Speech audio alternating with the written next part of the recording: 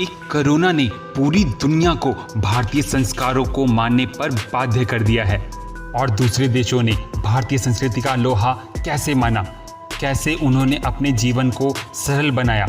आइए इस वीडियो में उसके बारे में चर्चा करते हैं। कोरोना वायरस की रोकथाम के लिए अभी तक जो भी बातें सामने आ रही हैं, उसके अनुसार दूरियां बनाना ही इसे आगे बढ़ने से रोक सकती हैं।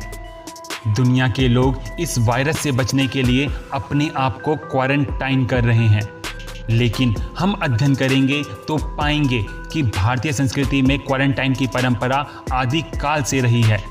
विदेशी संस्कृति में जीवन यापन करने वाले लोग भारत के जीवन जीने के नियमों का हमेशा से मजाक उड़ाते रहे हैं, लेकिन अब उन्हें भी यह समझ में आने लगा है कि स्वागत करने के लिए नमस्कार करना विश्व के स्वास्थ्य के लिए हितकर है।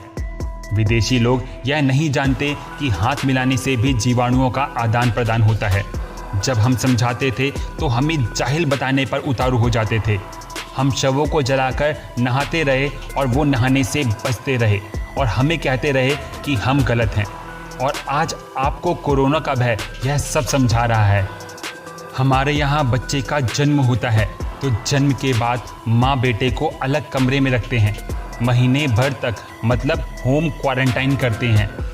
ऐसे समय में उन घरों का पानी भी नहीं पिया जाता। हमने सदैव होम हवन किया, समझाया कि इससे वातावरण शुद्ध होता है। आज विश्व समझ रहा है। हमने वातावरण शुद्ध करने के लिए घी और अन्य हवन सामग्री का उपयोग किया। हमने आरती को कपूर से जोड़ा, हर दिन कपूर जलाने का महत्व समझाया ताकि घर के जीवाणु मर सके। हमने वातावरण को शुद्ध करने के लिए मंदिरों में शंखनाद किए।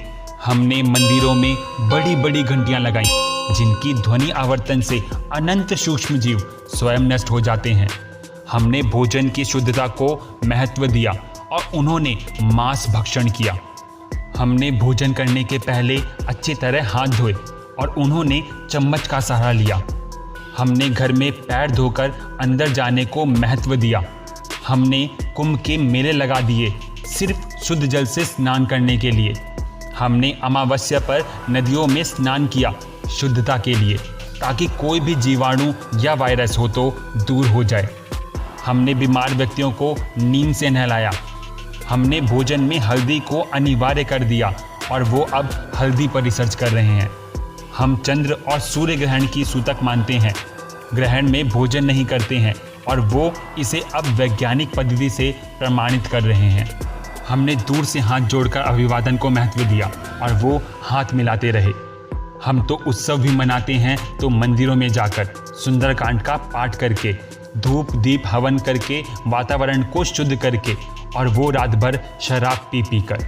हमने होली जलाई, कपूर, पान का पत्ता, लौंग, गोबर के उपले और हवन सामग्री, सब कुछ सिर्फ वातावरण को शुद्ध करने के लिए। हमने गोबर को महत्व दिया, हर जगह लीपा और हजारों जीवाणुओं को नष्ट करते रहे। वो इससे घृणा करते रहे।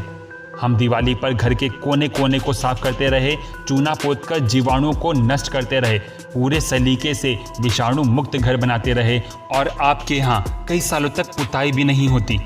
अरे हम तो हर दिन कपड़े भी धोकर पहनते हैं और अन्य देशों में तो एक ही कपड़ों को सप्ताह भर तक पहना जाता है।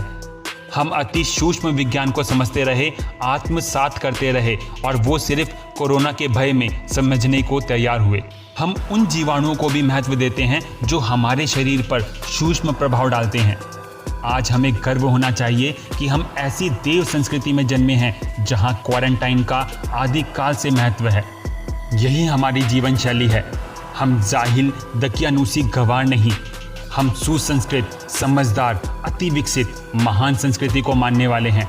आज हमें गर्व होना चाहिए कि पूरा विश्व हमारी संस्कृति को सम्मान से देख रहा है।